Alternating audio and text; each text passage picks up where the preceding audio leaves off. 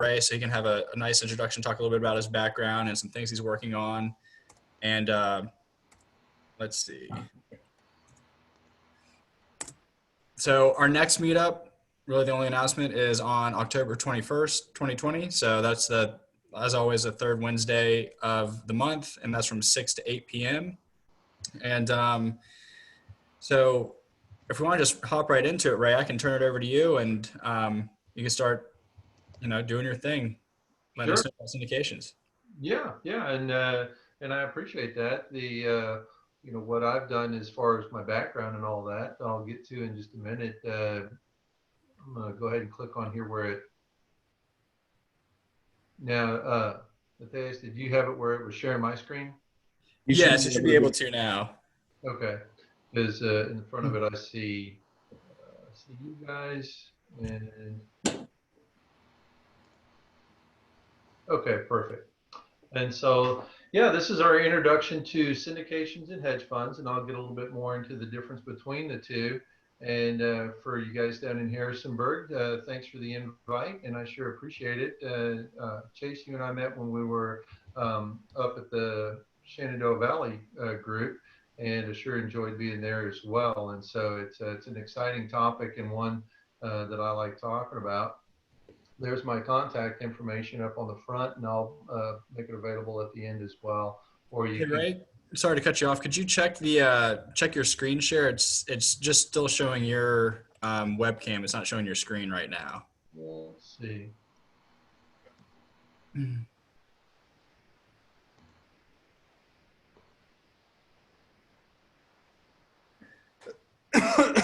If you check the bottom right-hand corner on the screen share or share screen, it should pop up and let you do everything.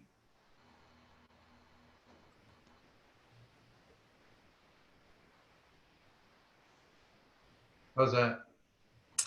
It's still showing you. Is it just me, or do you see it too, Matthias?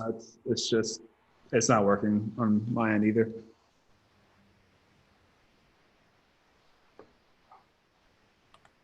Let's see. You had it up there before. Yeah.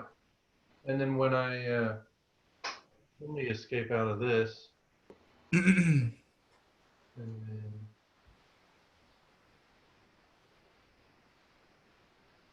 I was testing this a little bit earlier today, and let's see, screen share. There we go. All right. Now we're back. Okay, so everything good to go? Yep. I was saying there's my contact information. I'll make it available later on, and then you can also get in touch through Chase. But really appreciate you having me on, and we'll start off just giving introductions about me and then introductions from each other. This is the same format that we went through, Chase, if you'll recall, a little bit over a year ago, to where everybody can start to network and just know who does what and what capabilities are there, so that folks don't get lost in a crowd. And this is also something that you can apply forward when you go to any networking group, just to know who does what role they fill. And then we'll talk a little bit about syndications versus a hedge fund and what are the differences between the two. There's a couple of pieces and terms to know, and we'll just break those down in the very simplest form. What I'm going to do is keep things at more of a satellite view this evening, and we can go into the weeds a little bit. There can be a lot of weeds to this and a lot of very small details, especially when you get talking about specific deals. But we're going to just give a general knowledge for the parts and the pieces. So at the end of this, everybody can know how to take action, and they can know how to think like a syndicator and plug in and do that. So that's my end goal. And we've got a couple of related news items and trends that would be fun to discuss once we open it up to everybody. So a little bit about me. This slide is a picture of me and my family. We love doing things together, and one of the things that I'm very grateful about in real estate, and it's just a great business, is that everything that we're doing here is real estate related. This is either on our way to visit properties, at properties, enjoying life and doing things. And so it's something that I encourage folks, if they're just looking at getting into real estate, it can really be a nice opportunity for, because everywhere you go, there's real estate there. So even if you're going out for ice cream, it's a tax deductible expense, because real estate is everywhere, unless of course you're on a cruise. So how I ended up doing syndications and looking to launch the funds is that I'll bring it a little bit of a narrative on the journey that I went in getting to there. First of all, I'm not an attorney or a tax professional, so I'm not giving any legal advice or tax advice. So that disclaimer is out there, and you'll be able to consult your own professionals and what they do. I am a licensed real estate broker. I'm licensed in a few states. I did work a lot as an REO broker back in 2007, 8, 9, when the previous market turn took place. We cracked that nut to where when someone was foreclosed, we were the ones that knocked on the door. It was very humbling. It was a lot of business, but I definitely like building things more than I like cleaning up a train wreck. But somebody needed to clean up the train wreck, and so I was grateful for the opportunity. And I had deals. I had what everybody wanted, and so I would go to the real estate investor groups, just raise my hand and say, "Hey, I'm an REO broker," and just hand out business cards at the end of the meeting. And it was good for a while. There was a lot of correction in the marketplace. I was able to take the investor energy that was out there that wanted to provide that correction and connect everything, and that was very satisfying. But then the investors that wanted to buy all of the deals that I had, this was around 2009, 2010, I had all of the listings and the REO properties that they were after that were distressed properties where you could buy at a discount because the banks were taking that action. But then all of their money dried up. A lot of investors were working off lines of credit. If they were utilizing hard money, that hard money dried up as well. There's a lot of hard money lenders that they would go borrow at a certain amount, and then they would lend it out at a higher amount. But because they had that expertise, that was a safe bet for them. But then their credit line dried up for no reason at all, and people were stuck. And then it was, it's like being out in a sailboat in the middle of the ocean with no wind.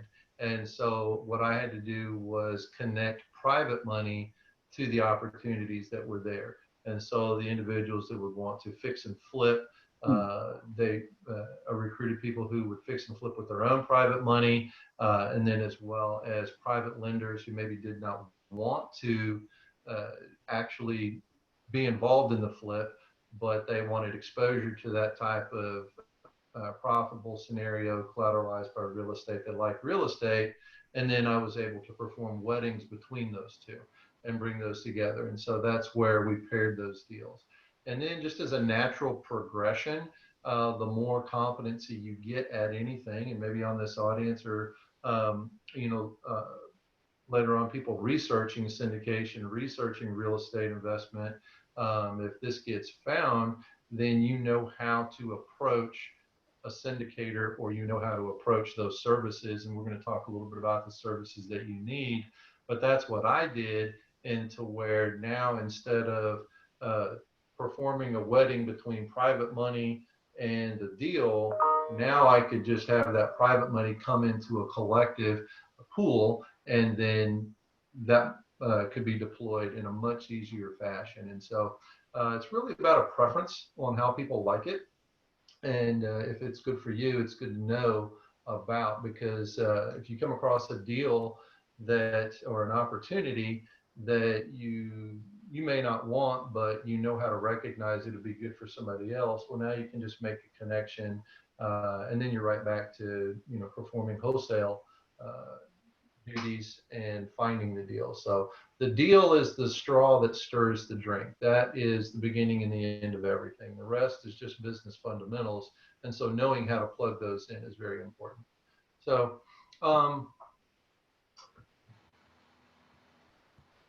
what I did before, these are just the slides that we went through, is I like everybody to introduce themselves. I don't know how many you have on this evening, but when you approach anyone at any networking event, introduce yourself, let others know if you're new.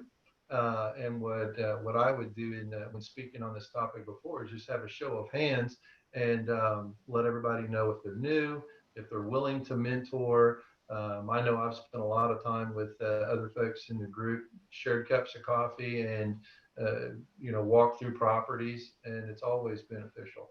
I think I always learn something, and I always try to be able to add value. But then also let people know if you are someone who's actively out looking all the time, whether you're a realtor or a wholesaler. I know Chase, you're a licensed realtor. Do you do a lot of wholesaling as well, or do other people in the group do a lot of wholesaling, or is it pretty strong on that kind of Um, angle? yeah, I've done just realtor work. I've actually never had to wholesale a property. I've done wholesales where we close on them then sell them, but usually just fix and flips and straight realtor work. Gotcha. Um, has anybody else though, if somebody wants to, um, post in the chat, or are they unmuted right now, Mateus? Or I can unmute people one by one. So should we just go down the list of people? Yeah, and then these are the different characters. If you go to any real estate investor organization in the country and there's a room full of 100 people, you're going to have a few of each of these. And so, somebody who's new, willing to mentor, has the deals, maybe they actually do the fix and the flips and the renovation. These are the folks that have tools in the truck. They know what sawdust smells like. There's people that like to have more of the strategy, like rezoning something, adding value. People who have a core competency to add value to a piece of real estate by whatever means. It's not just renovation. And so if you've got capital, either you're a hard money lender, or you like to joint venture on deals, or you want an equity position, maybe you've got a line of credit that you work. I know a lot of folks up and down are the ones that actually do the work, that do the flip, and value and add the value, and then they also bring their own money to the table as well. And so, and then also just all the ancillary roles, like either a title company, a lawyer, a mortgage broker, all of those people that provide that role to help and assist. And I'm sure everybody could tell a war story about getting, the wrong title company that didn't know how to handle a unique something that was going on in a transaction. And so just having all those things ahead of time and building a team is very important. One of the ones is a syndicator and an operator. And those are the ones that I want to introduce to you so that you can evaluate if it's something that you would want to do and get more in touch with. And then you're operating in that space, or if it's something you just simply like to network. It'll intrigue you. And some people say, hey, that was made for me. I like the strategy. I like the organization. I like the network. I like bringing things together. And then some people are like, hey, not a chance in the world, but I sure want to have this opportunity that I couldn't do by myself. I want to hand that off. And so, but the main thing to know is this was a natural progression. Everybody doesn't just start out and then launch their career onto that. It's something that will progress. And so as you go through it, just know how to look forward, set goals, and go to the next step. So Here's some yeah. we got Bill here. He can start us off if you'd like. Yeah. Bill, are you able to unmute and give a little introduction? Yeah, hey, sorry about that. I was having a little technical difficulty there for a second. But yeah, no, my name is Bill Russell, property management business down in Augusta County, serving the Stanton and Waynesboro area. I own one rental property myself, and I'm actually under contract to pick up 2 more right now. Just looking to grow my personal portfolio and learn more, and just enjoy meeting new people too. Yeah, property manager is one that I didn't mention, but there's a special place in heaven for property managers. And, that property management is something that's like, somebody might have one or two properties that they have on their own that they own, but they might have clients that have a portfolio of 20 properties that they would really like to sell all 20 properties, or they might have one multifamily property. And if all you do is fix and flip, you wouldn't be able to take that down. But a property manager, if you know how to ask some very specific questions, get to know their business instead of just go, oh, property manager, they're the ones that collect the rent and fix the leaks. Don't dismiss that effort because they're very strategic and key. And then just knowing how things are key. So yeah, thanks, Bill. Yeah, we have owners that pass deals on between us, and that's how I'm picking up these two others right now. Myself is from a current client, so yeah, works out good. Perfect example. Perfect. Well, here's some definitions. If anybody else didn't have any questions, Jason, Mateus, I'll just keep referring back to you on there if anybody has questions, because I don't know if they show up online. No, nothing has popped up yet. We'll have them popped up on the chat. I'm not able to look at I haven't been able to look at the Facebook ones. Have you seen anything popping up on I haven't Facebook? seen anything pop up yet. No. So whenever we have something in the chat pop up, we'll always run it by you. But we're gonna keep going down the list if you'd like with the introduction. So Devin would be up next. Oh yeah, let's spend some time and do that. Okay. And I guess the catch is we don't know if they have mics or would really like to. So Right.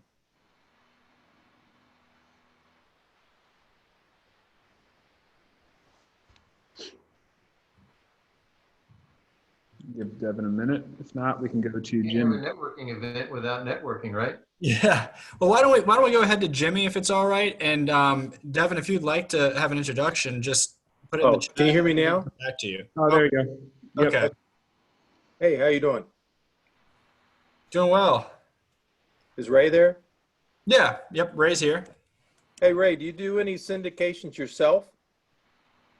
The syndications, I'm launching a fund, and so there's the difference between the two as far as being able to do a syndication. I chose to do a fund which more prepares in advance and then goes to that. So I'm more. So it's like a geared blind fund? So it's like a blind fund that they would invest in and then you go out. Yeah. Okay. towards- we establish criteria. Yeah. Yeah. I've just give you a little background on myself. I have 21 doors that I rent. Don't want any more. So what I'm doing now is I'm personally investing with my wife into syndications. I think we're in 6 now, and one of them is a blind fund through Paul Moore down in Lynchburg, and so see how that one. That's pretty recent, so we'll see how that works out. Is But, that his self-storage mobile home park fund? Yeah. Yeah. The fund that you're doing investing is kind of interesting because you would have the money in hand to go out and invest in projects or people or other syndicators. You're not kind of have your hands handcuffed to just one person or one, multifamily or storage unit complex or something like that. You can do, multiple projects, so to speak. Right. And you're ready. The key thing about a blind pool is that as an investor, like Devin's putting money into this one. What did you say the characteristics of it were for mobile home parks? One was mobile home parks and storage units. It was a combo type thing. Yeah. The And fund. then, but you can put it in there where there's just like carte blanche, here's some money, go invest with it. There's restrictions and expectations, correct? Yeah, you're pretty much trusting that they'll invest it wisely. Yeah. And that's the key thing. It's a lot higher on trust. And then, this is a point that I like to get to. Trust is important, but trust but verify is also important. And so you want to make sure, Right. this is a tip for anybody that's investing in any any fund or syndication is follow the flow of money. How does it go from here to the next step and then back? And then if you can't have layers of accountability at each step, you really want to, sometimes they allow participation, and then sometimes it's more completely passive. Sometimes people are looking for a partner to come in with expertise. And so there's definitely something. And, you mentioned you had all of the heartache and experience and the scar tissue that comes along with having 20 units. Yeah. That's of value. And so, there's a lot to be said for that. Capitalize that, exploit that experience for profit. I find it's best to know the syndicator or the person running it is probably about 80% of it, and then 20% of what they're investing in. Because if you can trust the person who's doing the syndication, and they have a good background for being honest and trustworthy and, follow through on what they say they're going to do, 100% of the time, then you've got a good operator there that you want to invest with. And then hopefully they go out and find, the right deals. Definitely. Yeah. All right, we can move on to Jimmy Devin unless you have anything else you want to add. Nope, that's it. Thank you. All right. Hey, everybody. This is Jimmy Kersey. I'm out of Newmarket. I'm a contractor mostly. I've been a colleague of Ray's over multiple projects over the last decade or so, I guess, right, Ray?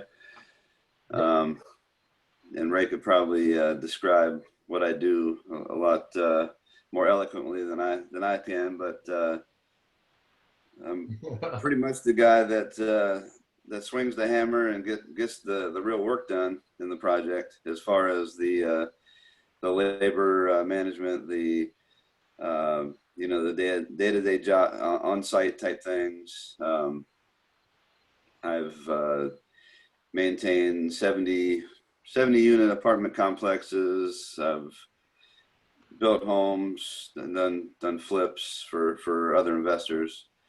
Pretty much been the guy that's been in between all the other pieces of the puzzle as far as the real estate deal, but haven't necessarily put together one of my own personally.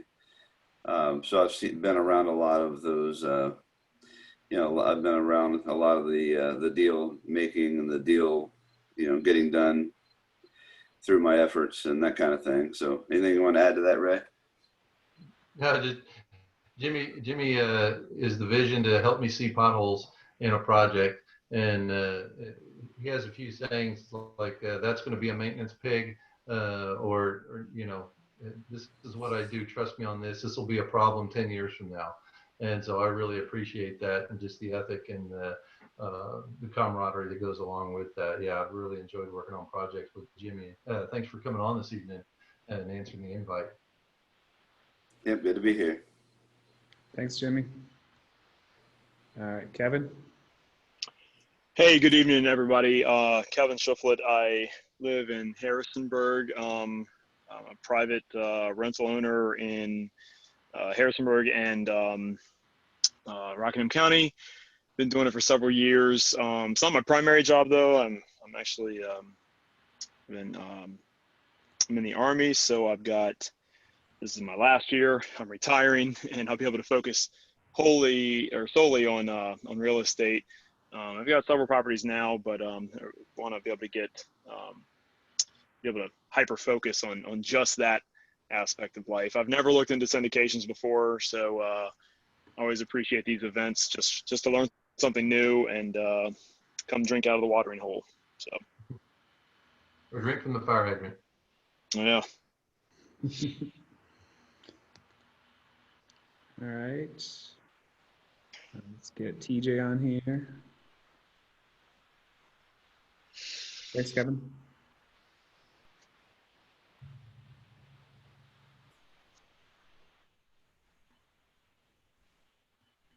Hello. Hey, TJ. It's breaking up a little bit.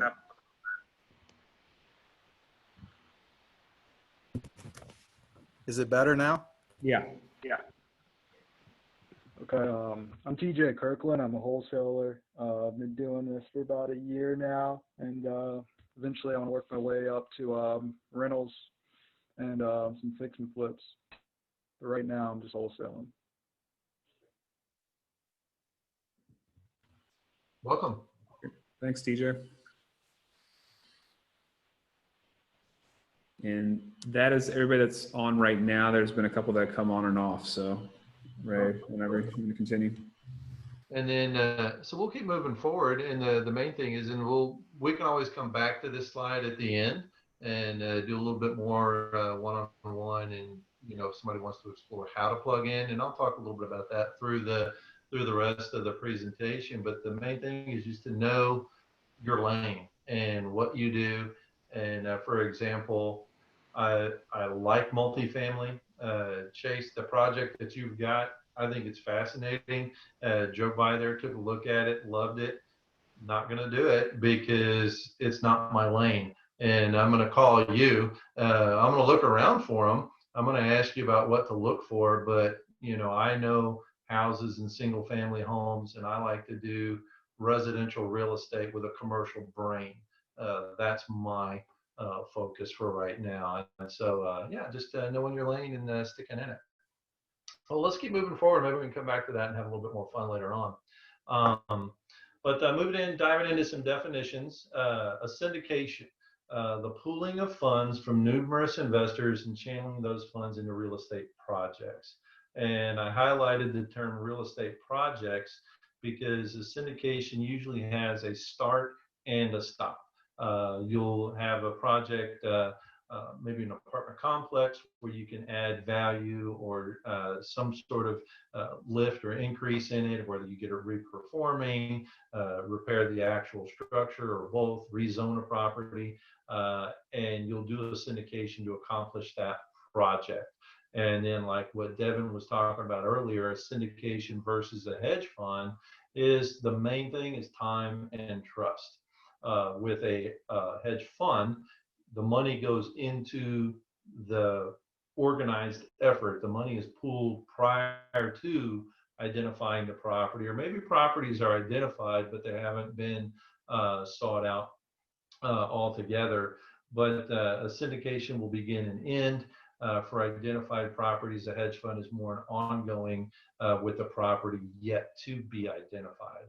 And that can be specific for any niche that you have or any niche that you know about. If you know about something, then, like with Kevin with the multifamily or the, just house after house, just if you're a property manager, you know stuff. If you've managed properties from the actual maintenance side, you know stuff and you're valuable. And it's another thing to do once we start progressing through things. So those are the key differences. Here are the pieces that go into it. And before, what I like to do is I like to have the metaphor of this is like a bucket. And then all of these pieces come together to form the bucket or the container where money can be put into that container from investors. And there's the first one is the executive summary. This is the story. This is the narrative about who's doing what, why it's relevant that they do it, what are they an expert in, what experience do they have, why is this important, what problem does this solve? This is the narrative. Number two is the projections. These are the numbers that support the story. You tell the story, but then you back it up with a spreadsheet that shows these are the numbers that show and demonstrate that the story works, that we accomplish the goals of the project. Now, the PPM, the private placement memorandum, this is the disclosures. If there's anything that gets anybody in trouble in real estate, is not disclosing anything and everything that you can think of. This is market trends, things in an area, industry in an area. We've even worked into, hey, we could have a pandemic. That's a disclosure that nobody probably had, until earlier this year. And so everything that can be disclosed to where you try to talk an investor out of investing. And if you can't talk them out of investing, then they're a good investor for you. But you don't want to be soft on this. You want to disclose everything that can go wrong so everybody goes in eyes wide open and there's no surprises. The operating agreement is the business constitution. If you've ever started an LLC, this is familiar to you, and it's exactly the same thing, but it spells out what gets done on a day-to-day basis, who's doing it, who's responsible for these things. And then lastly is the subscription. And this is the contract between the investor and the syndication or the fund. And so when you have those 5 things all together, that creates the container, if you will. And then I've shifted a little bit of my mindset and the metaphor. Instead of being a bucket, I like to visualize this as a vault. Money goes into a vault and it is cared for. And this is just an example of one of the things that I do in the fund that I'm launching, is that I have an attorney oversee that client trust account. And this is one of the things that if you're investing in others, like Devin on here, if you're looking at starting one, the fund requires a high level of trust. And the best way to trust somebody is to not need to. And this lends itself to that. And it's a layer of accountability to where that vault has rules and criteria to where the money can only be deployed under certain criteria. Now, I have mine that are set for the fund that I'm going to be operating. And then if you're looking to invest in other funds or start another fund, then those are some of those things that you can set in place that establish a good level of comfort and a good level of trust. And so just look for those, know about them. Any questions on the 5 pieces before we move on?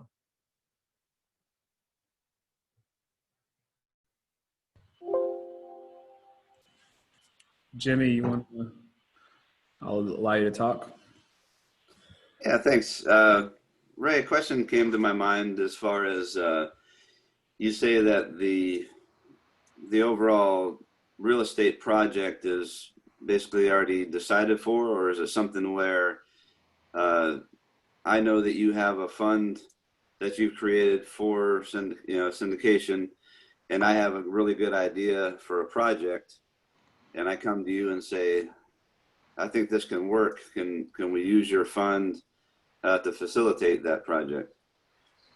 Oh, great question. And the thing is that it gets a little bit more specific to the restriction that you put on the fund. Like the example with the mobile home parks. You're not going to want to put your money into something like that unless you got some sort of background, you've got some sort of experience with it, or you're just in favor of that type of investment and you've done research and you see a lot of upside to it. But it still is not project specific. And so that, did I answer your question on that?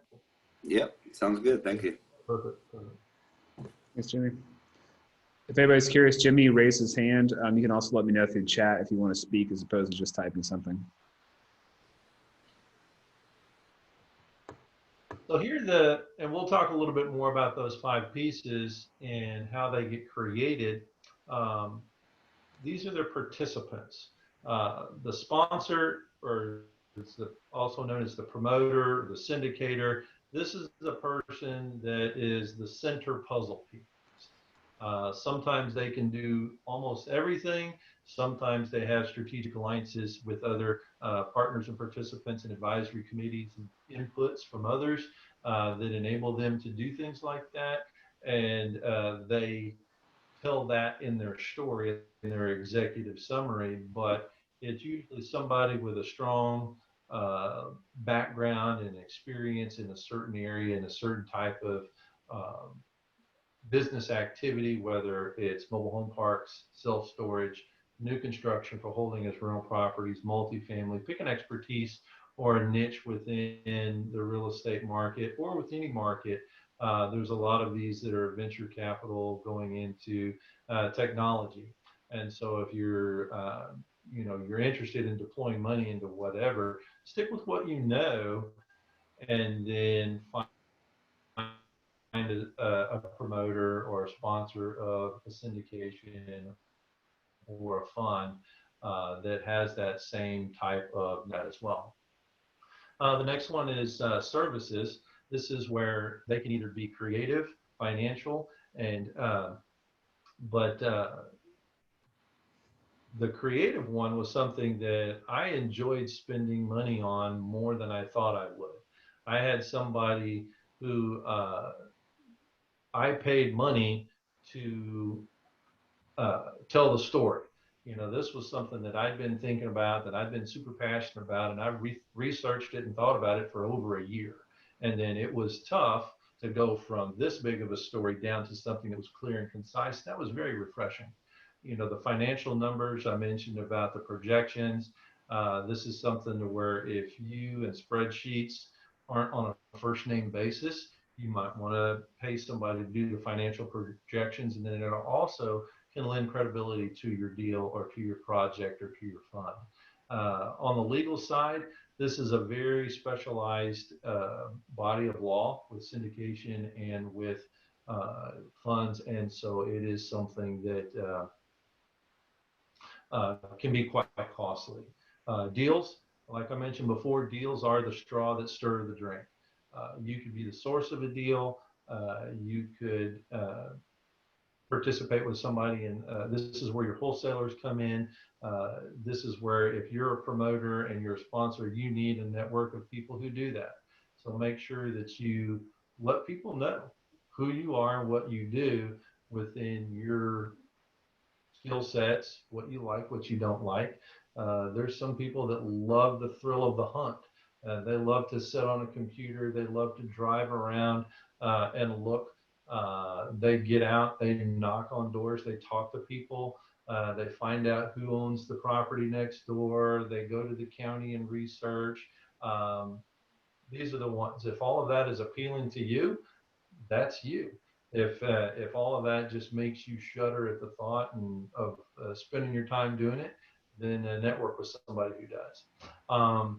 The investors, a note about the personality of money is something that I like to make here, and that if you are a sponsor or a promoter of a fund or a project where you're going to do a certain activity, I'll just use fix and flip on here because a lot of people operate in that space.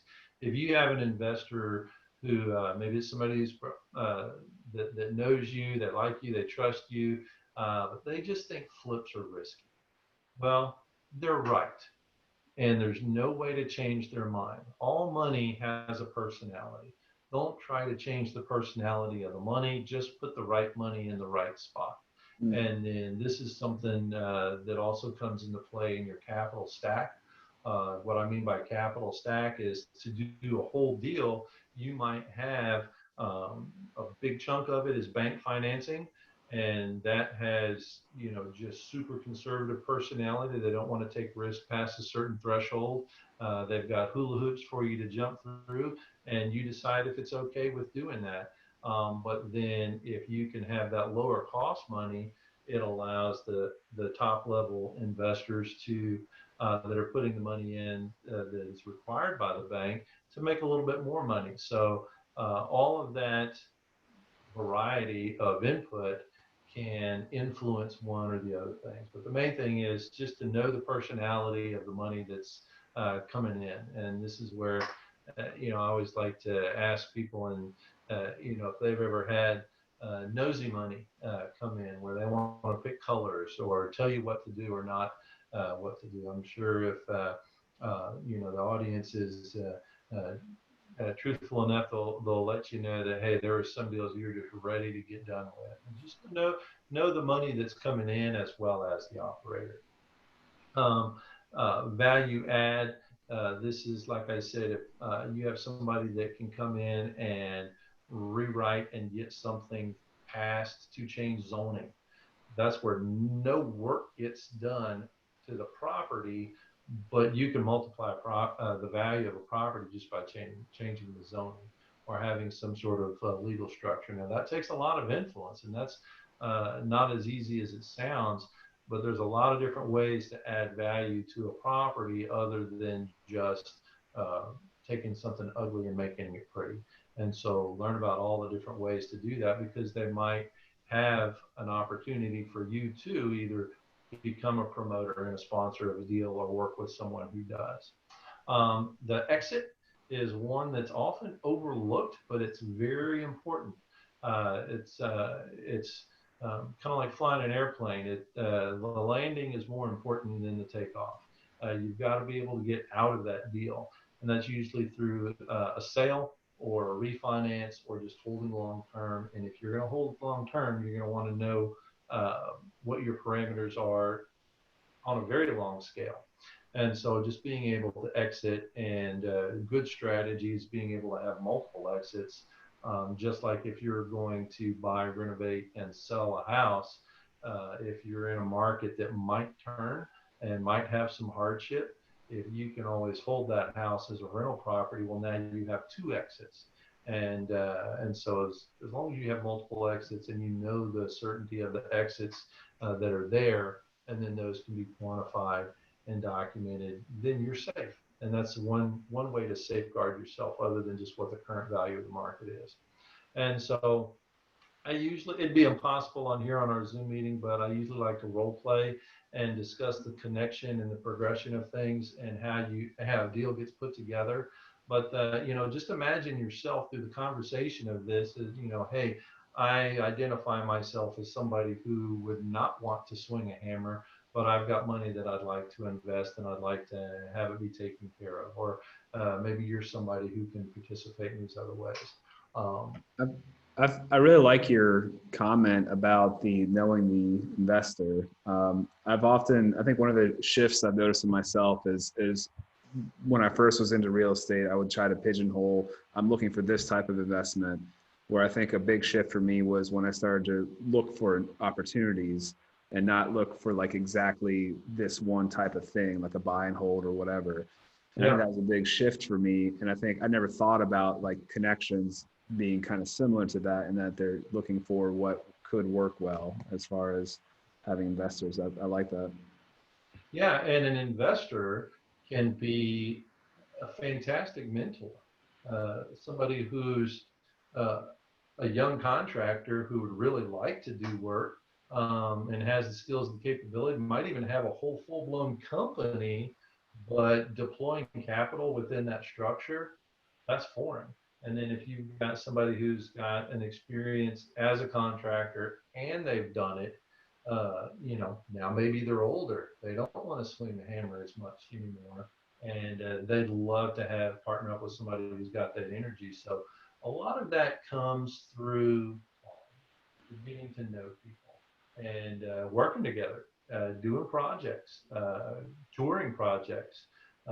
You can play a hypothetical and go through somebody else's project. That's why, these events, before we were all shut in with coronavirus, going to these events, going to properties and just walking through some things is really important, especially if you get a time to where you can do that with others who would be deploying money and gather their thoughts, because they'll tell you something you never would have thought of, but it probably would have blindsided you eventually. Better get that out of the way, right out of the front. I think another big thing too, though, that I don't know if people caught it, was to know your money. That's a huge thing too, because I think a lot of people when they're starting out, they're going to just want to get as much money as they can, and might struggle with raising money in general. And then they're trying to convince that, like you were saying, that investor that thought flipping is risky, trying to convince them to loan on a flip anyway, and so that makes a big difference too. Yeah, and you might do it, and there's going to be a hiccup in a flip. There's going to be a day where it's like, you didn't see that coming, but you budgeted for it. And if somebody has done a flip before and go, well, these are those unexpecteds that we planned for, it's no big deal. Other than that, it can be. And so the other thing too is who not to take money from, if they're very nosy, or if they're putting the milk money in. This is one of those things where if somebody's got a real limited amount of capital, and if things do go sideways or gets, even if everything is okay, but it becomes stressful for them, that's going to be something that might affect their whole world in a negative way, even if you're doing a benefit for them. And so you really want to be cautious and conscious about the money that the people that are behind the money, the personality of the money. And so, yeah. Chase, these are some news and trends. This is a little bit of a progression. These are in order. And, the oldest one up here is 2012. So there are some things that have happened recently, and I'll go through them. There's some things that are not on here. But a lot of things changed when we got into crowdfunding. In 2012, Title II of that act, the Jobs Act, made it legal to crowdfund real estate. There's a couple of companies that came and went. I'm not a big fan of crowdfunding for real estate, but I do know that there's still some operators that are in that space. I think it's very cumbersome, and I think it's a little bit easier to put together a fund to where you can have it operating outside of that. With the exception of the Reg A offering, and I'll get that a few lines down. The Jobs Act of 2012, the Title III, that went into effect October 30 of 16, had the final rules allowing crowdfunding. And these rules went into effect May 16th of 16. So this is only a few years ago. There's a lot of folks, if you've got relationships that have been investing or renovating, fix and flip, doing larger deals even for several years, they may not know about these things. And so there are some current events. The Reg D turned into two new categories, the 506B, if you want to think of that as before crowdfunding, and then the 506C, which is just for crowdfunding. This allows general solicitation. That's a big deal. The way things were done before is there was a couple of friends that would get together at the country club, play golf, and they would the deal would need to be done. Everybody wrote a check, and then that's how things happen. Now, investors and operators can go outside of their sphere of influence and solicit. Now, this is something where there's some rules and regulations that go along with that. Those are for accredited investors only. And then the 506B is still for, you can't include a certain number of non-accredited investors. And so just know the difference on those. Another thing from the Jobs Act was Title IV, which made for a Reg A offering. This is a mini public offering. This is up to $50 million for accredited and non-accredited. Now, this is something that is, I'd like to head in this direction, but I know well enough to not go in that direction right away, because this is something that has a lot of strict regulation and scrutiny. This is something where you basically put it out there and can crowdfund the deal and recruit money that way. It feels a lot like a public offering would be on the stock market. And it's something where you can do a lot bigger things and have a lot more influence. And it's definitely something to watch for if you want to invest in things that are a little bit more established and a little bit more proven in a track record, and you're looking to invest in a fund. You might go for one that's a Reg A fund because you know they've been reviewed. And that's another strategy for you if you're a passive investor wanting to do things. But as an operator, don't jump to that right away. Don't jump to that unless you have a long plan of building your expertise. Now some of these are going to be unique to me, and they might not apply to everybody, but there is some entrepreneurial energy that was released into the atmosphere with the Farm Bill passing in December 12th of 2018, which legalized industrial hemp. Now, this is a big deal just because of all the things you can make with hemp, all of the farming applications for agricultural land. We're looking at even including this in some of the construction of the homes that we're building. And there's just been a lot going on. But that plays into connecting with the next one with the age of the average farmer being over 60. There's a lot of puzzle pieces that are at play that are time sensitive. There's going to be the largest transfer of wealth this country has ever seen within the next 20 to 30 years. And that is something that as investors, we can have influence, and we can, one, make a profit, but we can also have an influence on how that wealth gets transferred. We can protect people, we can make a profit and do things in the right way. And that's a lot of the flavor and the character of what I'm doing as far as in the impact investing space, and enabling people to invest where there's a positive impact. And it's not for everybody. And there's some people that criticize that, but I think it's definitely something to be aware of, and then choose whether you like to do it. And if you are wanting to put money into the impact investing space, or if you want to be an operator in that space, you definitely want to know about it and be aware of all the pros and cons of it.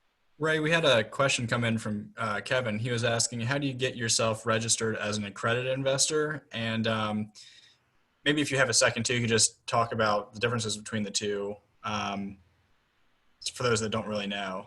Yeah, the main difference is, accredited, you have a certain amount of wealth that you have, and then you can, in sophistication, and you can make your own decisions. I believe it's 200,000 if or 300,000 if married, annual income, or $1 million in net assets, but don't quote me on that. That's one of the things that the attorneys have, to where if you're qualifying, is that you fill out the questionnaires on there, and then you are an accredited investor because you have either that amount of income or those amount of assets, and then you meet those thresholds. And the whole reason behind that is to protect that the general population from that might really have a struggle by making an investment that goes wrong, that might be hurt by a bad actor, and that protects the general population from that. And so it's more of a designation of sophistication and capability on your own. Now, if you're an idiot and you have $1 million, chances are you're going to meet somebody, and you're not sooner or later. But that's the main difference between the two. A good question. Any other questions? That's it for right now. Hold on one second. He says to get the mailings. Kevin's wondering, what do you have to do to get yourself registered so that you can get the mailings? I'm guessing he means for like offerings. If that's not right, Kevin, just correct me. But yeah, and there's no like a registry of accredited investors where you have an accolade or you exist somewhere. This is just, you certify that you meet that criteria, and because you do, you're eligible to look at these things. Now, what you can do is start networking with private placement, like Whitney Sewell's network. Reach out. Hey, I'm an accredited investor, and I'd like to look at anything you've got when it comes up. The more conversations you have like that, then you'll be there. Another note is, and this is one of the next things down in the Citizen VC Inc. letter. This was about advertising private placements online. Now, you can do that. You can advertise a private placement online, but you do have to have basically a challenge layer. You know, click here that you are a accredited investor, and then you're able to look. And so if you're going to a website, like say, for example, on our website, if you wanted to look at the different offerings that we have, you would have to go through that process. Don't feel like it's any website for a fund or a syndication that is out to, you know, get your identity. Now, don't give them any specifics or anything like that, but go ahead and answer those questions. They're not questions that are wrong in asking. And so this is where if you want to go out and research online, you can go find them. And, you know, just, you know, do the search that you are an accredited investor and you want to look at those things. And be careful broadcasting that, though, because there's just a ton of things. These are the ones where, you know, going back to the personality, the money, and the relationships, this is where you want to have those relationships with people who will bring you deals because you want to do things in a certain way, because you have a certain preference to deploying your capital. And then that Citizen VC letter, that was in 2015, which allowed sponsors and promoters of private placements to put things out online. It's that recent that you could even do that. Everything else, these things took place at the country club and in business conference rooms and meetings and things like that, to where you met with people that you knew, and that was it. And so this is something that's exciting, and it's a good way to plug in. This was one from Chase. I left this slide up just because it's fun to see what was troubling us a year ago. This was from the Shenandoah Club, was January of 2019, and we'd have had almost a year of rain, and it shut everything down, and nobody was able to do that. I think we trade rain for a pandemic any day. And then It was bad though. and we were looking at you know, or things had full steam on the market, and was it going to keep going, or is there more to go, or other? And I know there's a lot of people who have really worn out their crystal ball trying to guess at things, but maybe that's something we can have as a discussion later on once we open everything up. But you know, just trends that are out there. You know, real estate has you know, the coronavirus. There's some areas where, you know, things shut down and people got uneasy, but I tell you what, it's really surprised me at how it has maintained and even advanced its strength in some areas. What are things like in the Harrisonburg market for you? Yeah, it's the seller's market it's just even more so. It's been that way for a few years, but just not enough houses to buy. Low inventory and low interest rates just really make things competitive for the most part. So yeah, things have been moving. Yeah, I think there's going to be a little bit of that. There's an undeniable amount of hardship that's out there, and I don't quite know exactly how that's going to manifest. You know, back in the subprime, it was, you were enabled to get a loan if you couldn't really afford it, and they had the adjustable rates, and then they spiked. There was a lot of factors that went into this. This was the pandemic is just such a different thing, and then there's the government playing a role in things, which always makes things interesting to see how commercial markets change. But you know, this very meeting taking place online is something that we never would have even had the skill set to do months ago. And so things are changing, and I think there's going to be a lot of opportunity, and don't know exactly what it's going to look like, but I do know that there's going to be a lot of opportunity. I think the seller's market might keep rolling. I know that, you know, everything in real estate is local and generalized. You know, we're here, you know, just in the DC surrounding area, where the federal government is the largest employer, and that affects the whole area and the whole region. But if there's areas that, you know, don't have Amazon moving into it, creating 1,000 jobs, and, you know, or more, then it might be difficult. We got a question that came in from TJ. He says, do you think that any first-time home buyers will have pain in a year or so? First-time home buyers, it depends on the stability of your income. Really, the main thing on buying a home is you're not going to get hurt when you buy. You're going to get hurt if you have to sell. And I saw this when we managed a lot of properties through the downturn, is that if you didn't have to sell, you weren't hurt. You could buy a house for $200,000, $300,000, and it would go down by $50,000 or $100,000 in value.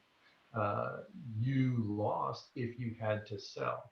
That goes back to the exit.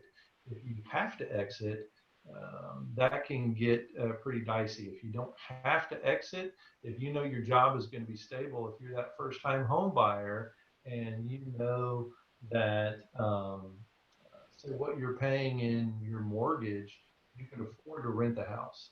So if you bought it, even if it went down in value and you had to move out of it and rent it to somebody else, now at least you're not going to have a foreclosure. Yeah. And that's when you work with a real estate professional to, hey, what's the worst case scenario? I like playing that. It's an actual card game and a board game, but how do you be both positive and optimistic and pessimistic and cynical at the same time? Right. It takes both. I just want to add to that as well that it's different this time around. There's not an oversupply in real estate. So before there was the subprime mortgages and with the adjustable rates and everything, which most people are getting low rates right now, and they're locked in for 30 years, which is awesome. It's a huge opportunity right now. Before, if you were not able to make the interest rates that spiked, that you find yourself in a really bad position because you had to sell. But then at the same time, there's an oversupply and there's foreclosures coming onto the market. So all those factors would make the prices drop. We don't have those factors now. So yes, there could be people that will not be able to afford their payment, but it should be locked. It's a very different environment than 2008. It's a different dashboard. Usually if you're driving the vehicle and there's fuel, oil pressure, all the different gauges that you read, there's gauges that we don't even know exist that we need to be reading. And there are big ripples and reactionary ripples that bounce back that we haven't even thought of yet. And so it's one of those things where, as a first-time home buyer, if you felt like your job wasn't stable, or you couldn't have multiple scenarios where this isn't bad for you, then again, it's very low interest rates, and so it's a great time. I would lean more towards going ahead and getting something as a first-time home buyer. If you're an investor, do you keep your powder dry and wait? There's opportunity in every market, up market, down market, as long as you know where you are and which direction the arrow is pointing. And if you're at the peak, then, which we might be, then not to be too bullish in a certain direction, and to have a plan. And so, but as far as for first-time home buyers, if you're wanting to go in as a first-time home buyer / investor, I know a lot of people like to house hack or look at those opportunities and things like that. And that's totally different than anything syndication. That's just you doing it on a personal level. Keep your powder dry. There's going to be some opportunities that are out there. You don't have to pay full-on retail right now, but definitely make sure you've got your exits squared away. This next one is an opportunity zones.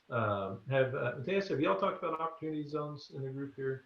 Yes, but I think it's complicated enough that everybody appreciates the topic. Yeah. It is. It's one of those that I spoke about it at the Shenandoah Club in January of 2019, and it was still unclear. They passed this, and this is one of the, I think this was a brilliant idea for the government to uh, enable individuals who have capital gains to deploy that money that they would otherwise pay to the government. So instead of going from us as a taxpayer to the government, and then the government trying to make uh, stimulate things in an area, we can just deploy money into as investors into an area. And it's very similar to a 1031. 1031, if you're familiar with that, again, I'm just going to give a satellite view of things. If you buy a piece of real estate for $100,000, now the value is $200,000. If you sell it, you're going to pay capital gains tax on that $100,000 gain, the capital gain. Now, if you don't touch the money and that money goes into a 1031 custodian, and then you identify another like kind property, well, then you can have that go into it. And the old mantra is 1031 until you die. And you go from property to property to property. You make the cash flow off of those things. And then when you die, your basis passes on to your heirs, or however you structured that. Again, I'm obviously not an attorney, and I don't want to come across like I'm giving legal advice on that, but it defers the capital gain. Now, opportunity zones address the same capital gain, but you have to invest it into these opportunity zone designated areas to where the governor's identified these, and you can look at a map across the United States of opportunity zones. There's a lot of them. And then I'm going to switch to here. That's Harrisonburg. I'm not sure if you can see that or not, but I think there's a lot of areas shaded in that people can make a lot of good money in Harrisonburg by doing opportunity zone investing. And if you're looking for, let's just Google a map or Google a search of opportunity zone map. There's two that I found, one on the HUD government website. The other one is the EIG website that helped get the legislation passed back in the day. And so here is the area. This is the region. You've got right in here is Harrisonburg, and then you see some of the other ones around there. And so when you're now, it doesn't have to be real estate. That's the other thing. You could invest in a manufacturing business, lease property in that opportunity zone, put all the investment into it. It's not just real estate like the 1031 exchange is. So there's a little bit more parameter on that. It's tough to research. There's a lot of flurry about it. And then just know to really latch on to a professional. You're not going to find a professional that's got more than 2 years experience in it, because it's only been around for a little bit over that long. So just be aware of that, but have somebody guide you along the way. And this is one of those things where if you spot a deal, if you spot an opportunity, and it's ideal for real estate, for adding value to real estate, because there's parameters where you have to acquire the asset and then add money to it. Again, this is designed to get money into distressed areas, or areas that would benefit from, that are strategic to benefit from capital deployment into those areas. And that's why the governors pick these areas. They're not 100% on distress. These are things to where if you can go in and invest in an area, that investment and that momentum will then in turn cause other improvements, then they pick areas like that as well. And let me see what else I have in here. But those are the opportunity zone areas. I've got another current event that I wanted to, I'm not sure if I can, well, I won't try. There's a restriction in the opportunity zones that it couldn't be for the cannabis industry or the agricultural processing. And there's one that I was looking at that was just super well targeted for that. There is a piece of legislation that I believe it's in the House, and then I can share that out. I forget the number on the House bill, but there's a piece of legislation that's specifically targeting industrial hemp. They didn't want a lot of money going just into the medical cannabis and the marijuana growth in these opportunity zones, so they put a restriction on that, but they're opening that up to where it can be for industrial hemp, and that way those things can benefit that area, because that benefits agriculture all through that area if you can get a processing center.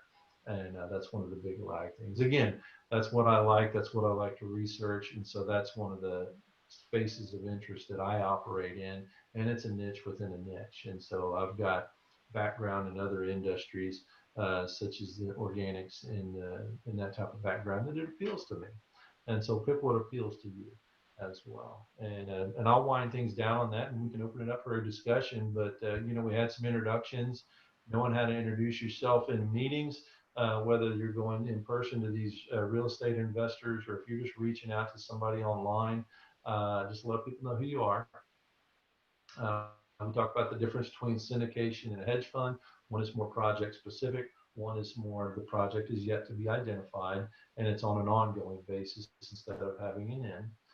Talk about the pieces and terms and the 5 pieces that go into it, the participants and the role that they play. And an operator may play more than one role and receive compensation for playing more than one role. So make note of that. But they're definitely, it takes a team to put everything together. If you've got one person that's doing everything, you might want to use some caution on that one as well. So we talked about how you can think and take action, connecting the dots. Just to take a look at something for a nice long time and be able to connect those dots, either putting things with the right people or the right resources, can really make some nice things happen. And there's some trends that are going to happen at a lightning speed over the next 6 months, and just buckle your seatbelts and it'll be fun. So Mateus, you got any other questions from folks? You want to open it up for some conversation? Let's open it up. I don't have anything in front of me that typed in, but let's open it up so people can do it themselves. Yeah. People are welcome to start their webcam too if they want.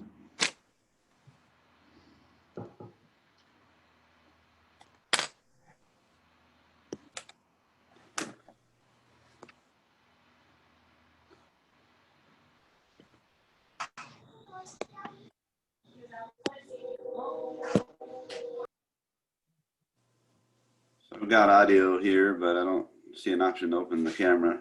Yeah, well, let me play with it. That's all right. You don't need to see my ugly face anyway.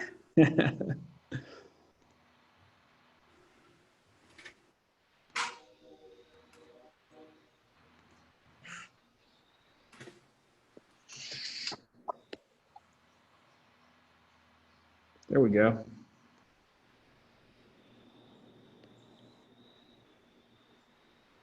I have to say, that's great stuff. I appreciate the info. I always like learning about stuff that I don't know much about, so I appreciate all that. Oh, likewise. Thanks for the invitation and having me on. Do you look familiar? Did you say you spoke at the meetup down in Waynesboro before? The one that's in Middletown. Ah, okay. Maybe not. Never mind. Yeah, I've been to a lot of them. Like I said, when I was doing a lot of the foreclosure properties, when I was the broker that would represent the bank. So when the bank would foreclose, I would knock on the door, help get things vacant and get them sold. And so I was, driving from, we had properties that under our management up in Baltimore all the way down to around Fredericksburg, and all in the valley. Oh. So I went to a lot of RIA meetings.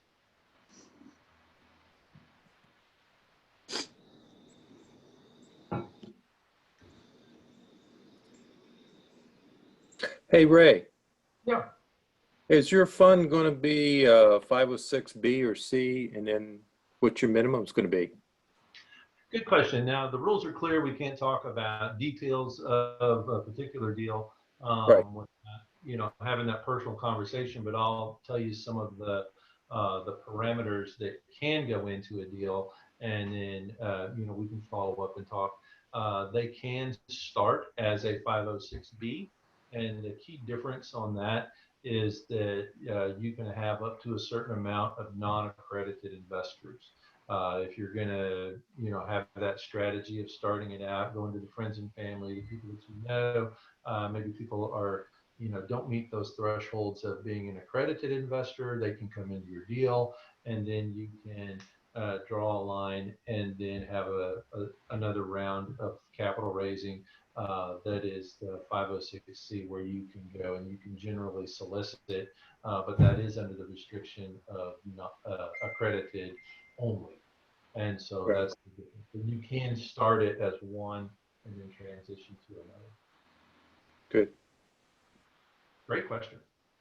So basically, if anybody wanted to know more information, they should contact you and set up a time to get together.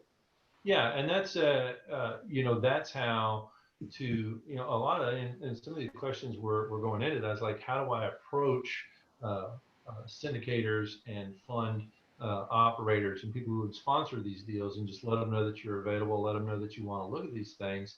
And it's just that, it's like, hey, I want to do this. I want to have more of a passive role, or I want to see, I'll give you a good example, is we're operating in the impact investing space. And because we're looking at building with industrial hemp, I've got a lot of folks who are like, hey, how do I do anything just to support the hemp industry? And, that's just an example. If there's something that you want to see happen in the world, go out and put your investment money to it, because when the investor community and the general population does that, well, then the government doesn't have to. I like to think that we've got a little bit better capabilities than they do sometimes. Right.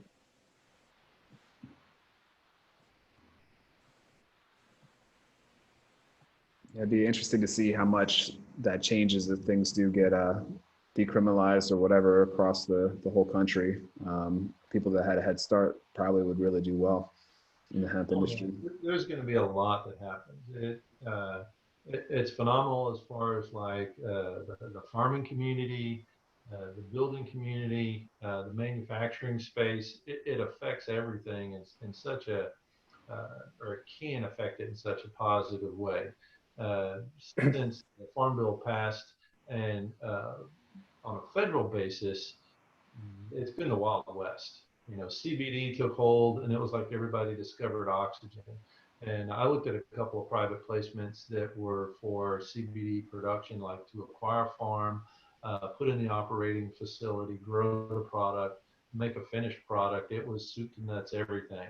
And it was kind of it was a frantic rush, and it was, they called it the green rush, and everybody was going in, and people would just like grow stuff and not know that they were going to be able to sell it or not. They were growing it, and then it takes a little bit of skill set. It's not just throwing seeds in the ground and then having it come up, and so there's a lot of process to it: retting, drying, harvesting, to make something that's highly marketable. And so these are just examples. Now translate that into the industrial hemp space. That's an entirely different strain of hemp to grow for different purposes. And so, we're using some for building supply, which if you grew for CBD, which is more bushy variety and not planted close together, it's going to be worthless for construction. Pretty fascinating though. As an entrepreneur, it's like somebody opened up an all-you-can-eat Las Vegas buffet, and you're just walking around with a plate and a fork. It is exciting and it's fun. Use caution on what you get into. And I like making things tied to real estate, because at the end of the day, you've got something. And there are some that are tied to technology, you know, I like to have a little bit more of a conservative approach.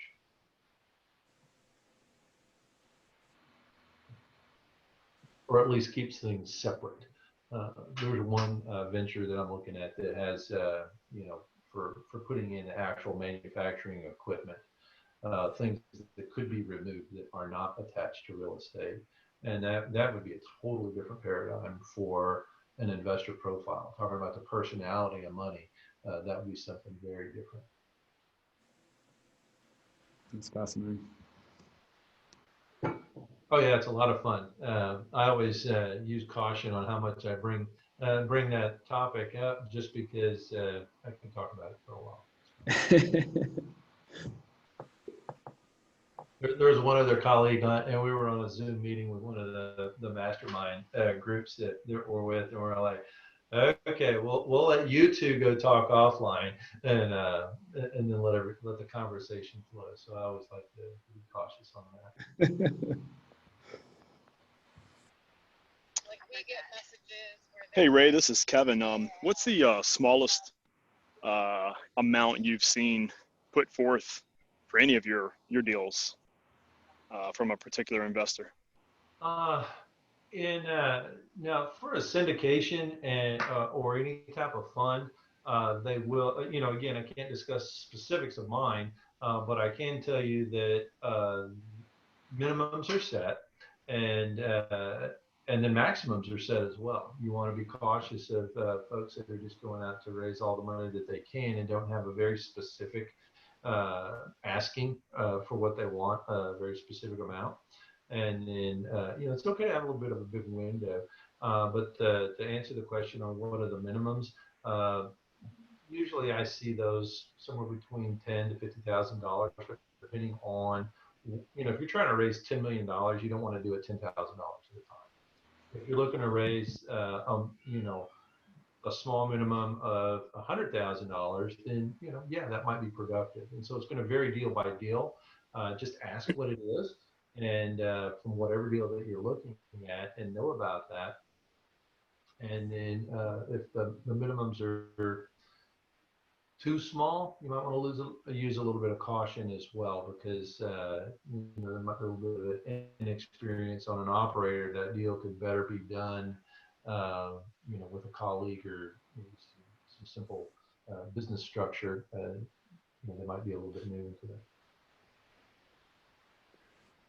Yeah, gotcha. And then have you had people use their self-directed IRA as the vehicle for investment?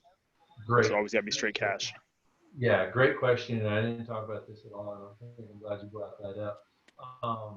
Money going into a syndication can be from a self-directed IRA if your custodian allows it. And then that's where you get with your custodian if they don't support non-traditional investments. And, you know, there's a couple of custodians that out there that do allow it, do support it, do teach on it. Because their investor clients, their customer base that have their IRA held under their custodianship want it. But if you just have an IRA that maybe it was spun off from, you know, some sort of retirement account at work, and it's just with a bank, and you go and say, hey, I want to invest in a real estate syndication, we'll say that you can't. Well, they're wrong and they're right. A custodian can restrict what you put your money into.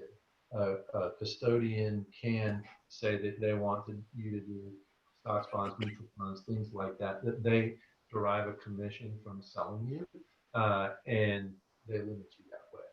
Other custodians, on the other hand, they say, you know, you can do tax liens, you can do real estate, you can do gold, all those things. The non-traditional investments are like that. Now, money can come from an individual. It can come from a trust, a business, a self-directed IRA, all those different types of inputs. But just know that the tax implications go back the same way. And so if you're going to invest money and make money and be taxed, then that's when you want to choose whether you're doing that in your IRA or any type of other structure on things like that.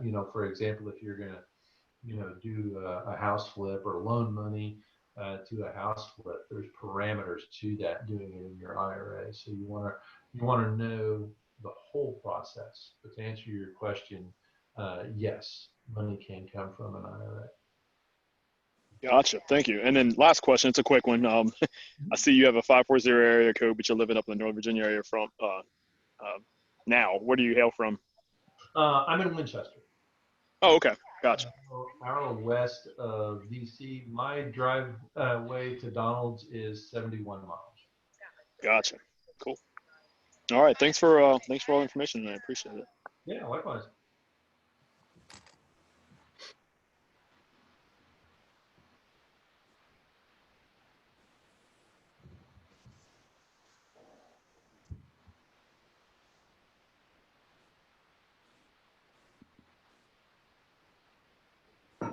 Where would you go to look for some sort of mastermind group like you mentioned? That was intriguing to me. Oh yeah, well, you had was it Whitney Sewell? Mm-hmm. He's got a podcast that's fantastic, and he's a machine. He just puts it out daily, and I'd go to him, and I haven't looked at him on LinkedIn or Facebook or anything like that.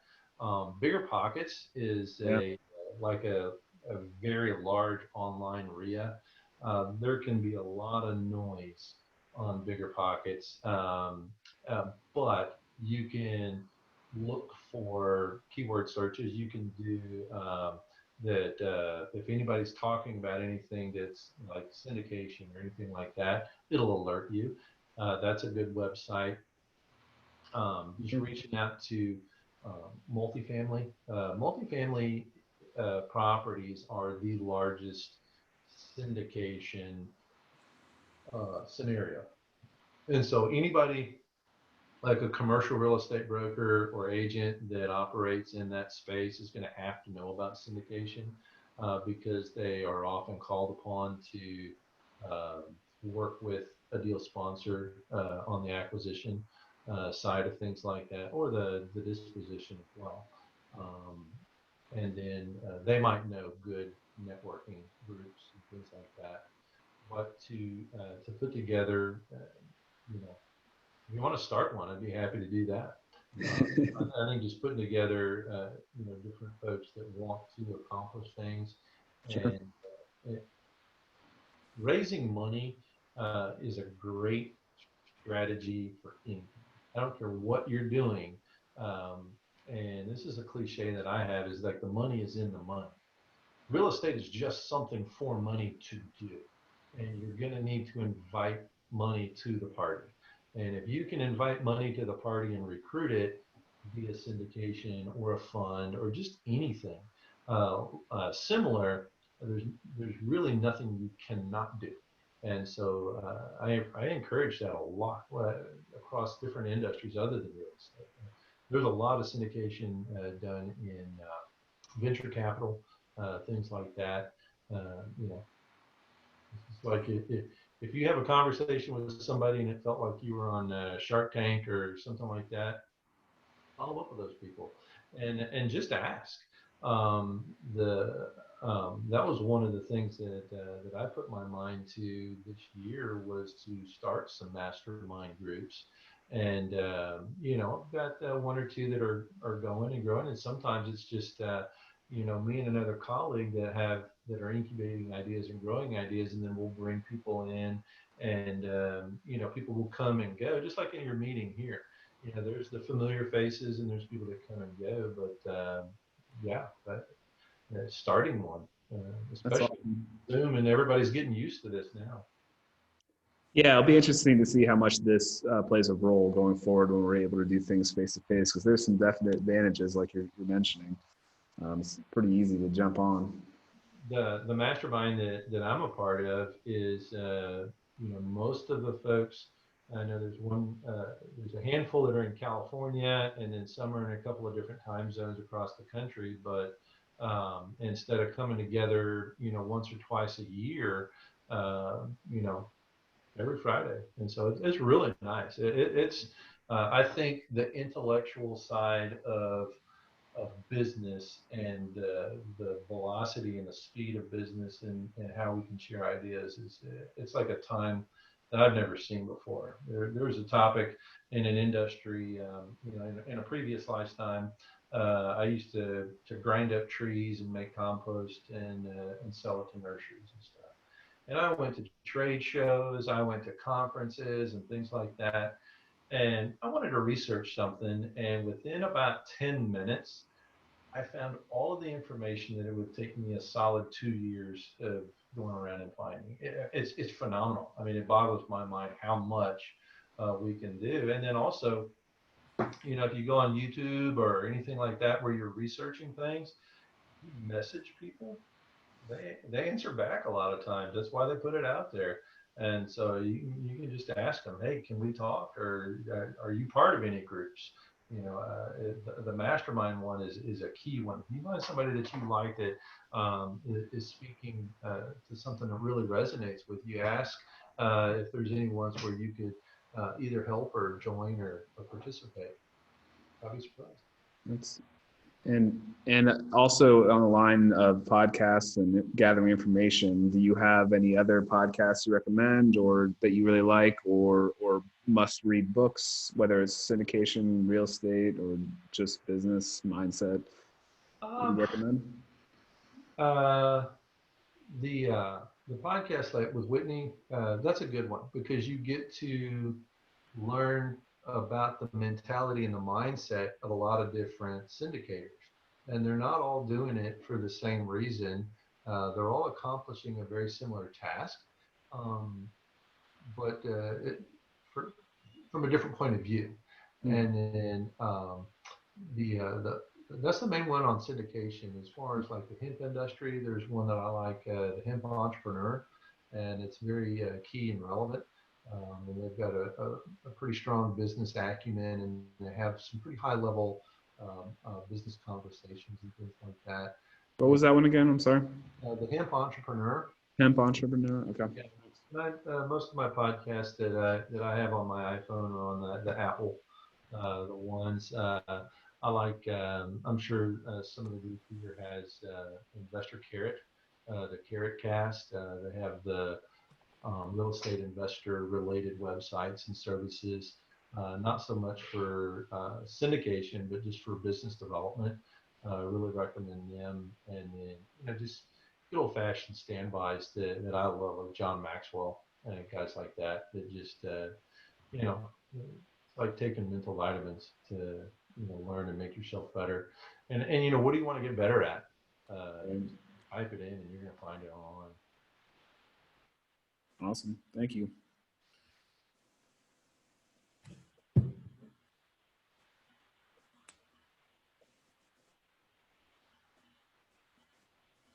I would say this also on since the virus broke out, I have really not been paying much attention to anything that's over a week old.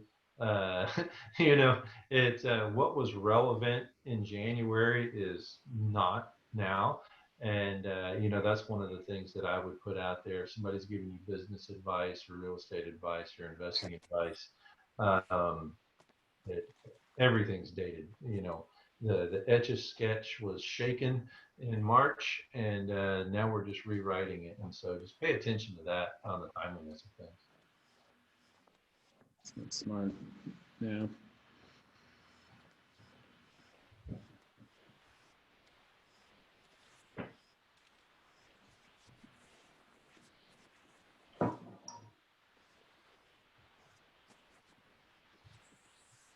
Anybody else has something they want to say? I mean, Linda, I don't want to put you on the spot. We did introduce, everybody went around and introduced ourselves at the beginning.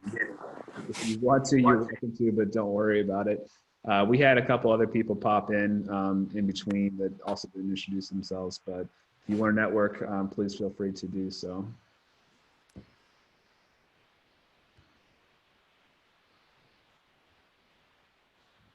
And I thought I was hiding. Sorry. I like a lot of the things that I heard. I feel like I came in a little too late to really get the gist of what I needed. Um, I'm glad that someone asked the question about the minimum investment. And of course, I was planning to go on to the plan website to see if I can read more, because I think that diversifying is always good, but of course, capital is very important. Yeah, making sure you're not overextended in your investment.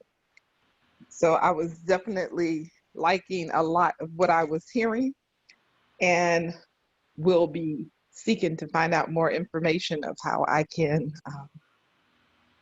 get involved in diversifying my portfolio. Sure. Do you do other real estate investment? Are you in the business? I have a couple of properties that I buy and hold. Haven't really done any flipping. Um, that hemp thing sounded like that could be something to be a passive investor in. Right. There's a lot of fun things. Just use your caution and make sure that it's tied to something stable. Yeah, and that was one of the things that attracted me to joining in, is because it sounded like this is something that happens on a regular basis, like that you all meet on a regular basis and that you get good information. And so it's a good pool of people to bounce things off of.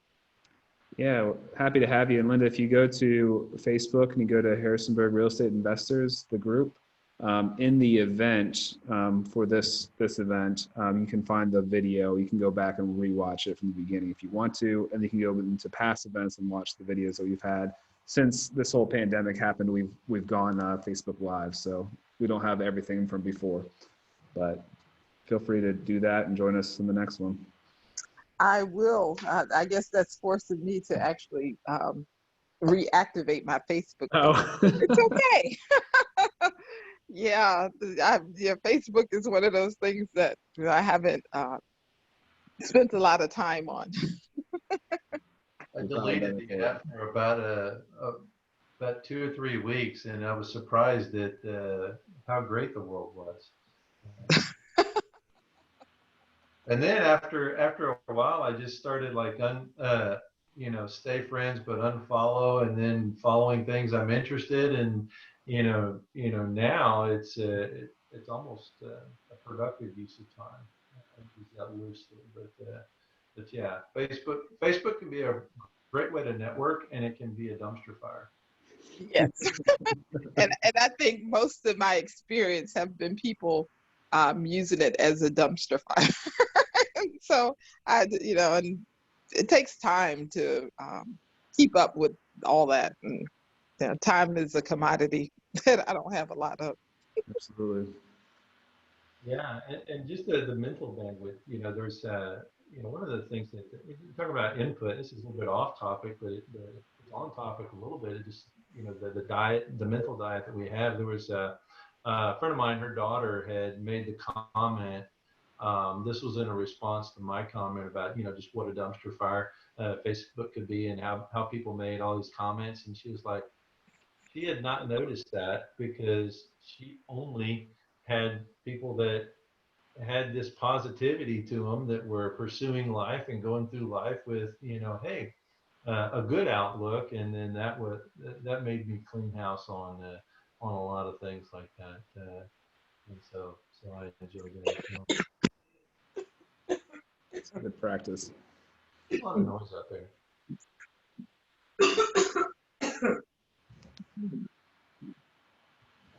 Okay. You okay?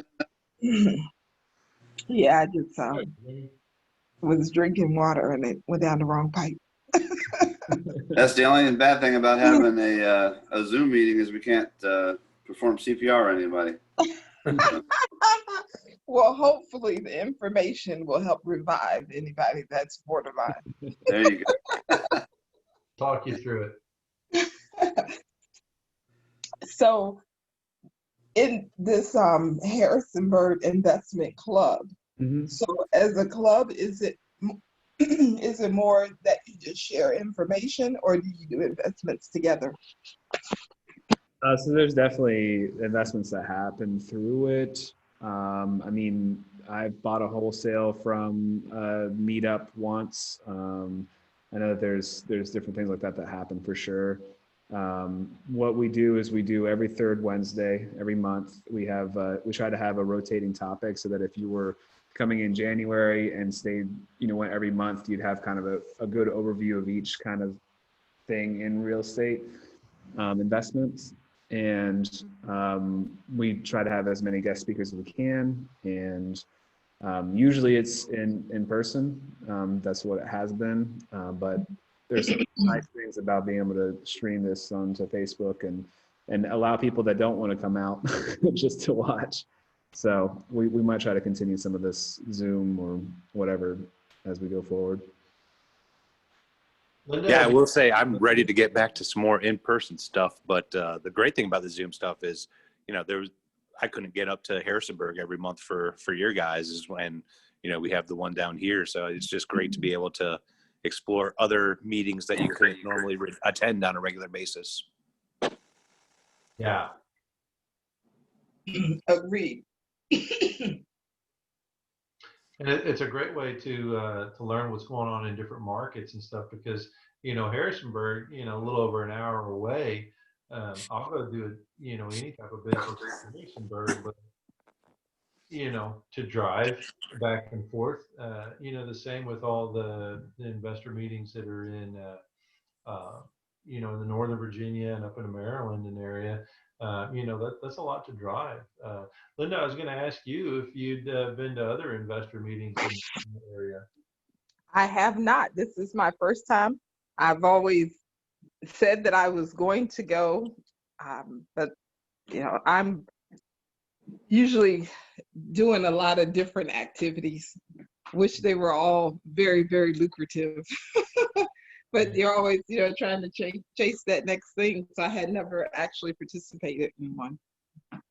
Yeah, the reason I ask, and this is a comment that I make, is on most of the investor groups that you go to, there's always who's interested in what, who's new, who's got money, who's a realtor, all those different things. So you can network and meet with each other and stuff like that.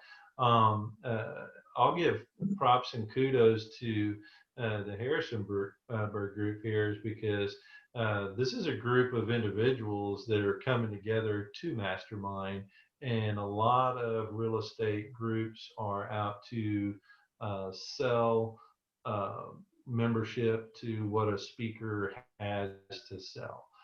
Their training programs, I've spent some money on some training programs. There's nothing wrong with that, but this group definitely has a good core dynamic, and I really enjoyed it. I enjoyed it last week, and then I'll definitely be on here from time to time as well. I enjoy being able to get insight from about that market and talk to people in that market.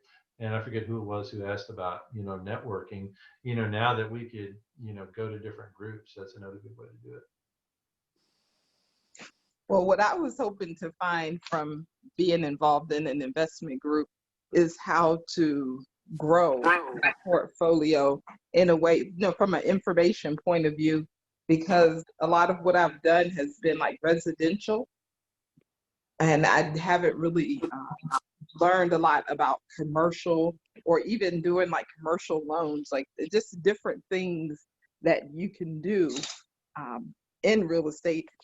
I've done traditional things, like the regular loan, and you go through and you buy the property, you stay there for a year and then go and get the next one, that sort of thing, which it takes time. I mean, it's doable, but I'm sure that there are some other things that people are experiencing at a better or an exponential rate that I could take advantage of if I knew or understood how it worked. And a fund does that to an extent, because if you're talking about making a loan, and the commercial space or in residential, and then if you're going to go in and deploy money to make a loan into that space. This is one of the advantages of a syndication, is because there's others that are required to do the same, and through many minds being applied to a project, you can get a bit of wisdom. And so it's one of those things to where if you would like to deploy money into a project or into something real estate related, you can have that added comfort knowing that others are going in there as well. And there's not always the luxury to talk to others who invest in a deal or in a syndication. You definitely have the comfort that the risk is spread out. Yeah, yes. Because usually, it's just you and the banker or the money, and you're trying to get the deal done. You don't have anyone else, and you find out afterwards if you did a great job or not.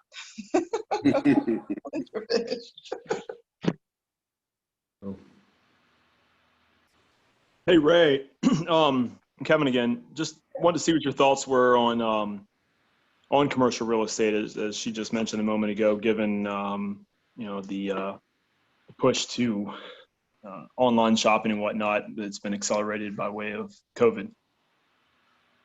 I think there's going to be a lot of opportunity, and I wish I had a better crystal ball for you. Other than that, I think it's too early to tell when or what is going to happen.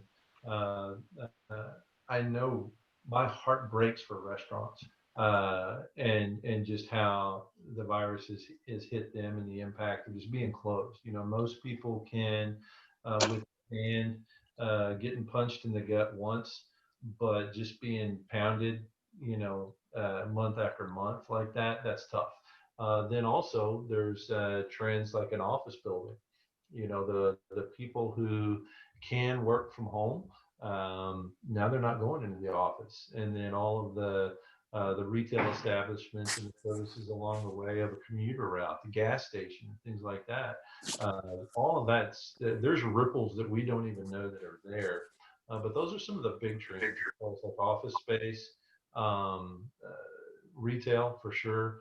But I wish I had a better crystal ball. That's why I stay in my lane with the residential and the affordable home scenario of the residential, not multifamily.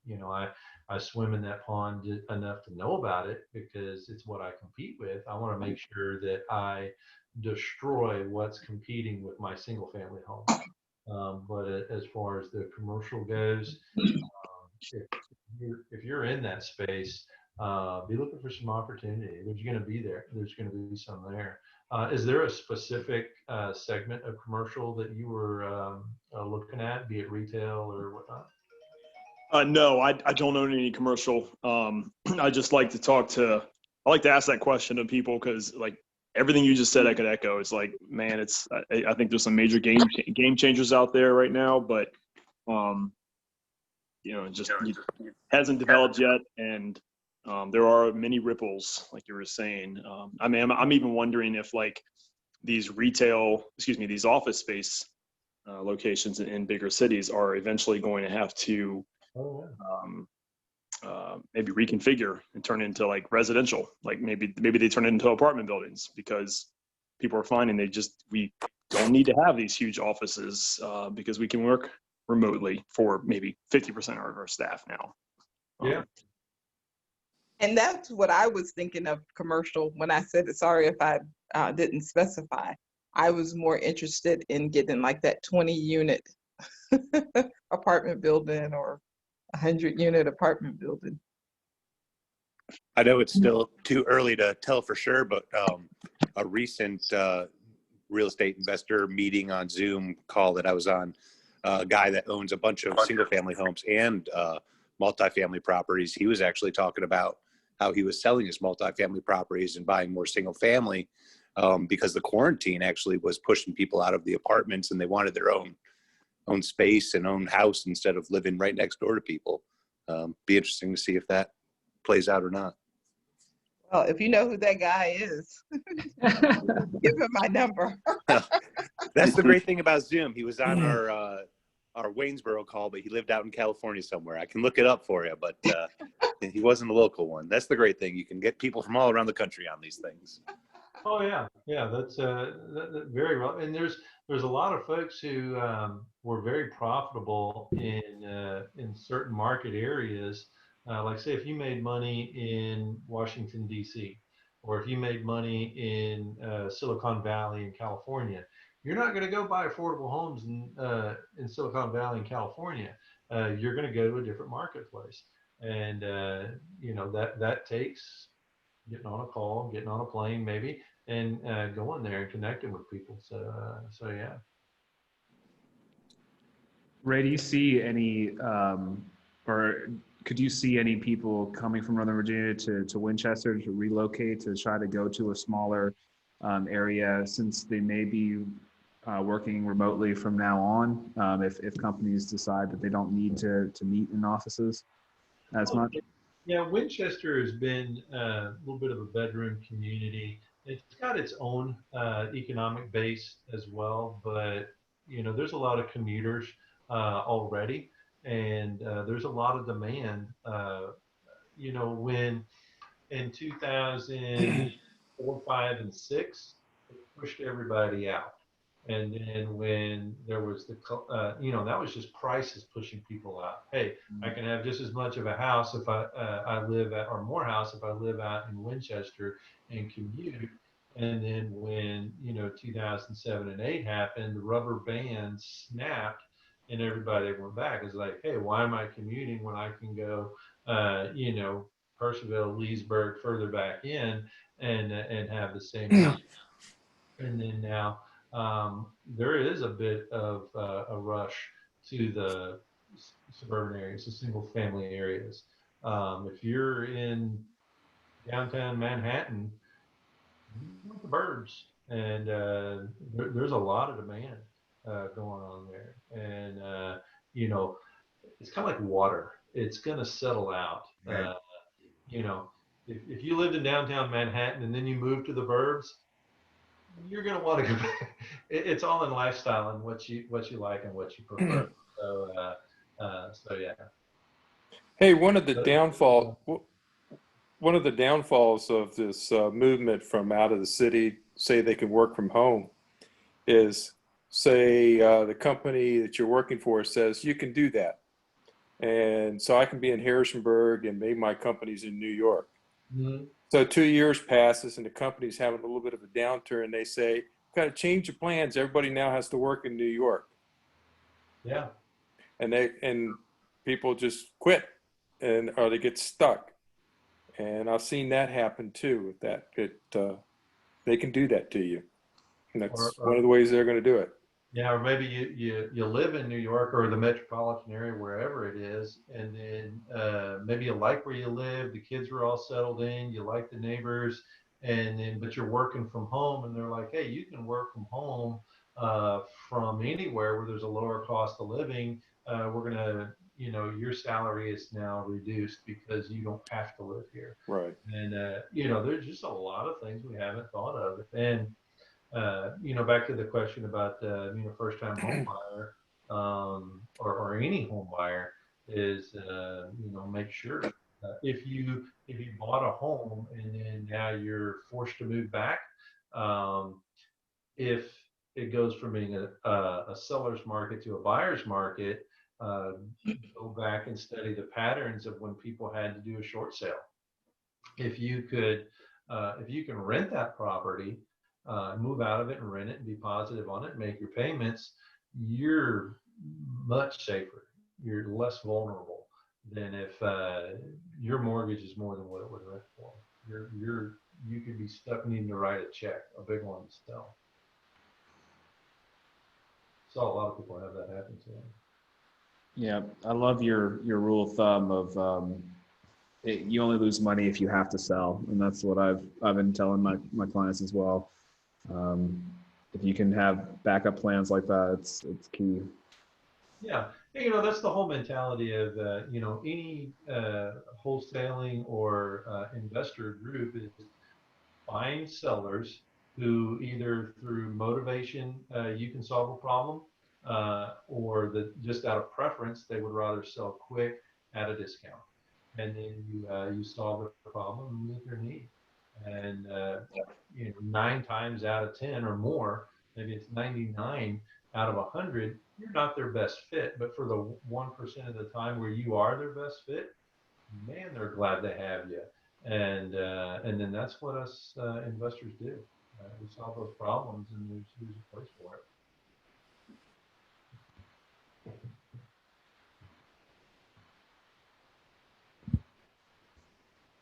Well, does anybody have any other things they want to address or ask?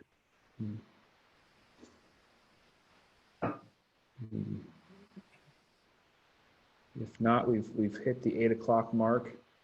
Not that we have to end right at 8, but I want to respect Ray's time. So really thank you for coming out. Being on the call and sharing your wisdom. Well, other than that, I'll jump off, and then you know, don't feel like everybody has to go home, but I'm gonna go ahead and jump off here. And again, thanks for having me out. Thank you.